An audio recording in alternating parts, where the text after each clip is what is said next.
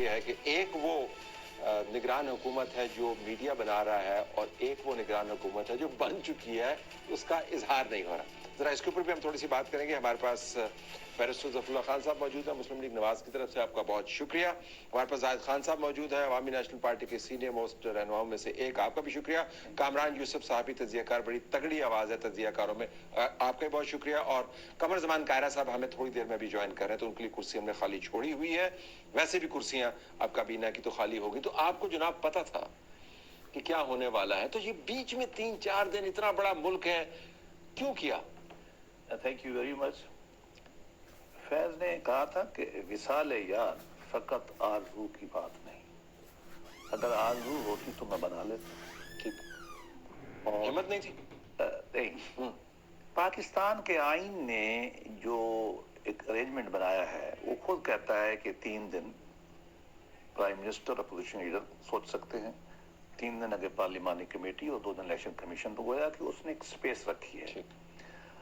دیکھو نارمیلسی اور اب نارمیلسی کو ہم جج کریں گے پاکستان کے آئین کے ساتھ.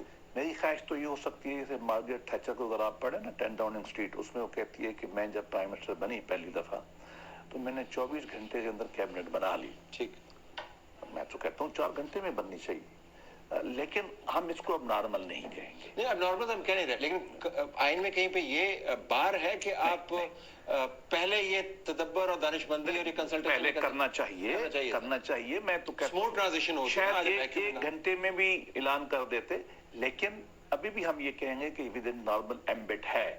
لیکن جہاں بھی جمہوریت ہوگی نا، یہ شور، یہ رسہ کشی، یہ چیزیں، یہ اس کون سے شور، کون سی آپ دیکھیے. آپ ریسنٹلی آپ نے جو الیکشن دیکھے برٹش پرائم منسٹر، وہاں بھی یہ کچھ تھا، حالانکہ that is the mother of democracy. اور 6-8 الیکشن ہوئے. میں کہتا ہوں کہ جمہوریت کے آئیڈیل میں سے ایک آئیڈیل کھپ شپ. دیکھیں، ہمیں اس مدر آف ڈیموکریسی بھی پتہ ہے اور اپنی قدر آف ڈیموکریسی کی بھی پتہ ہے، لہٰذا موازنے بسد احترام ہم کہیں گے کہ ہم موازنے میں تھوڑا سا احتیاط کریں. نہیں، میں کرتا نہیں. میرے نزدیک تو پاکستان فلی ڈیموکریٹک اسٹیٹ ہے ہی نہیں، سوسائٹی ڈیموکریٹک نہیں ہے. ہم میں تو رائٹ آف رول پاکستان میں عوام کا کسی نے نہیں مانا. لیکن جو اقدامات کر سکتے تو وہ تو کرنے چاہیے. بہت سخت. راجہ ریاض صاحب کی جو کنسلٹیشن ہے آج وزیر اعظم کے ساتھ، میں نے سوال مکمل کیا نہیں تو آپ اس کے اوپر ہنس رہے ہیں، یہ تو اچھی بات نہیں ہے. نہیں، میرا سوال یہی تھا کہ آپ واقعتاً سمجھتے ہیں کہ سنجیدہ مشاورتی نشست ہے؟ سر، آپ نے جس طریقے سے کہا نا کہ اس وقت مجھے حکومت مجھے بھی نظر نہیں آ رہی ہے. میں ایک سیاسی ورکر ہوں، چھوٹا سا، لائر نہیں ہوں، آئین کا اتنا میں سمجھدار نہیں ہوں، لیکن 40 سال سے سیاست کر رہا ہوں اور ایک سیاسی ورکر کا کردار ادا کر رہا ہوں. لیکن یہ چیزیں اس جگہوں پہ ہوتی ڈیلے ہوتے ہیں کہ جہاں پہ اپوزیشن کی اور حکومت کی بات نہیں بنتی ہے. کیونکہ آئین نے جو 3 دن دیے ہے نا، 4 دن، یہ اس لیے دیے کہ یہ آپس میں مل بیٹھ کر اس کا حل ڈھونڈے گا. نہیں ہے تو پھر کمیٹی جاتے. حقیقی اپوزیشن اور حکومت اور آپس میں میں راجہ ریاض کو حقیقی اپوزیشن نہیں سمجھتا ہوں، اور اس کو جب نہیں سمجھتا ہوں تو اس وقت جو رول آپ اکیلے نہیں ہیں، وہ خود کو بھی حقیقی اپوزیشن وہ اس کی تو مرضی ہے. اور اس وقت جب میں شہباز شریف کو بھی ایز اے پرائم منسٹر نہیں سمجھتا ہوں. اس وجہ یہ ہے کہ پرائم منسٹر تب ہوتا ہے جب اس کے ساتھ اس کی کیبنٹ ہوتی ہے. جب کیبنٹ میں فنکشن کس چیز کا فنکشن ہوتا ہے؟ 3 دن کون فنکشن کرے گا؟ کیا کرے گا؟ کیا آئین میں ایسا اختیار ہے اس کے پاس کہ وہ کرے گا؟ مسئلہ یہی کہ یہ چیزوں کو بہت آسانی سے، بہت بہتر طریقے سے ہو سکتا ہے. اور بیچ میں الیکشن کمیشن میں نگران حکومت کے آنے تک ظاہر ہے انہوں نے تمام ٹرانسفر پوسٹنگز پر پابندی بھی لگا دی. ہم کیوں تماشے بنا رہے؟ اور آپ کی جو اسٹوڈیوز ہیں ان کے لیے ایک باس مباحثے کا نہیں، میں یہ ہم اور معاملات کی اور معاملات پر میں آپ کی بات نہیں کہہ رہا ہوں. سارے آپ کے چینل اس وقت دیکھیں تو اس ایک ایشوز پہ چل رہا ہے. یہی میرا مدعا جو عوام ہے، عوام کے ساتھ جو مشکلات ہیں اس پہ نہ تو آپ کی میڈیا کوئی بات کرتے، نہ ہم جو سیاستدان ہیں ہم کرتے ہیں، نہ ہمارے عدالتیں کرتے ہیں. ہمارے عدالتوں نے اس ملک کا بیڑا غرق چکا ہے. عدالت پہ آتے ہیں ذرا سیاست سے بڑی زیادتی کر رہے ہیں. دیکھیں، میرے خیال میں تو راجہ ریاض صاحب جو ہیں اتنی فارمیڈیبل میرے خیال میں لیڈر آف دی اپوزیشن ہے. مطلب وہ تو لوگ یہی کہہ رہے ہیں کہ جو نام آ رہے ہیں وہ اس پہ اعتراض کر رہے ہیں. تو آپ تو ان کی کریڈینشلز کو چیلنج کر رہے ہیں. تو بڑی میننگ فل میرے خیال میں لگتا ہے کہ ڈسکشن ہو رہی ہے. بٹ جوکس اپارٹ، ویسے مجھے تو یہی لگتا ہے کہ راجہ ریاض صاحب نے کیا بات کی ہوگی. مطلب میں نے تھوڑا اسیوم کیا تو پنجابی میں بات کی ہوگی، چنگی بارش ہو گئی ہے آج، موسم بھی بڑا چنگا ہے.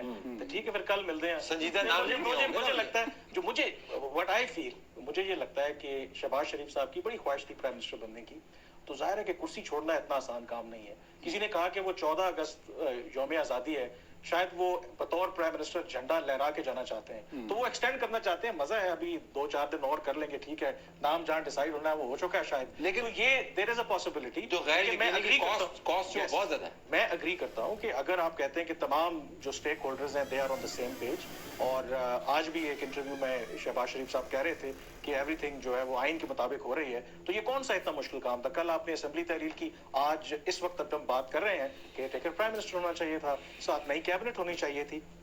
तो सर्टनली ये एक गलत मैसेज जो है ये चाहता है इस तरीके से जो कर रहे हैं, और वैसे भी लोग सीरियस इसके बाद के साथ इसलिए देखता हूँ कि आज भी आपके एस्टेब्लिशमेंट ने नोटिफिकेशन जारी की ट्रांसफर्स की, इख्तियार किसने एस्टेब्लिशमेंट को दिया है कि जी वो ट्रांसफर करें?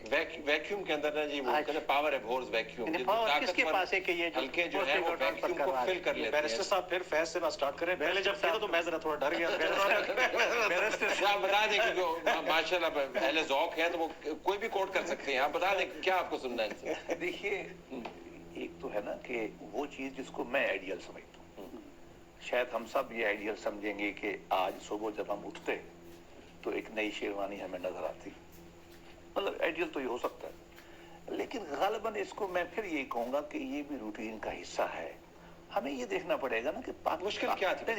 मुझे नहीं मालूम, मैं तो पार्ट ऑफ प्रोसेस नहीं हूँ। एनालिटिकल स्पीकिंग इसमें क्या मेरा ख्याल ये ऑपोजिशन हकीकी है नहीं, जो मैं शायद ये नहीं कहना चाहता, मेरा अपना ख्याल ये है कि पाकिस्तान के अंदर डेमोक्रेटिक इदारे, डेमोक्रेटिक डिस्पोजिशन, पूरा बिहेवियर अभी है ही नहीं, तो हम उसको कैसे एक्सपेक्ट करते हैं कि आइडियल लेवल पे यहाँ आके वो अपना इजहार करें? आइडियल तो हम तो कोई बरतानवी जमहूरियत की रिवायत में, हम तो एक सिंपल कॉमन सेंसिकल बात है। कारी साहब आइए, आपकी कुर्सी हमने खाली छोड़ी हुई थी, तो कुर्सियां वैसे भी आजकल खाली हैं आपकी, बल्कि ये कहें कि जाए उस्ताद खालिया, उस्ताद आ गए, अब ये जवाब दें। हम जरा बहस को लेके चलते हैं। तो मुश्किल तो नहीं थी ये, हम बड़ा बेसिक सा मयार आपके लिए सेट कर रहे हैं कि आपके लिए ट्रांजिशन आसान हो जाती, कौम जो है एम्बिग्विटी का शिकार ना होती, मीडिया के अंदर और बातों के ऊपर बहस हो रही होती, और हर किस्म के लोग जो हैं, और जिसके ऊपर कारा साहब ने पिछले प्रोग्राम में बड़ी अच्छी बात की, तो उन्होंने कहा कि ये संजीदा ऑफिस है, प्राइम मिनिस्टर का ऑफिस,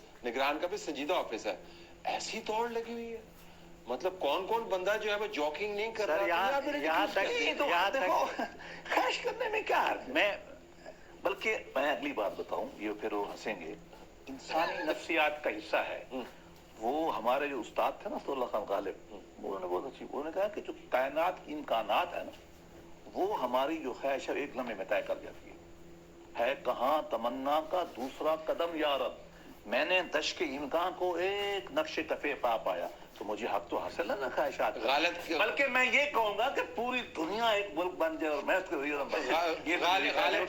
गालिब के ऊपर बड़ी बड़ी मैंने तनकीद देखी है, लेकिन जब आप उसको शहबाज शरीफ और राजा रियाज की गुफ्तगू शनीद के पैराए में उसको बयान करते हैं, मैं ये कह रहा हूं कि रूह तड़पती है। आपने जब कहा ना कि लोगों ने शेरवानियां बहुत सुनवाई हुई हैं, सुनिए, कल से जो 2-3 दिन से जो एंकर बैठे होते हैं ना रात को ये प्रोग्राम करते हैं, बहुत सारे एंकर को मैंने सुना कि मुझे पता है कि कौन सा नाम है। जिब्रील हर एक एंकर कहता है कि मुझे पता है, तो मुझे नहीं पता।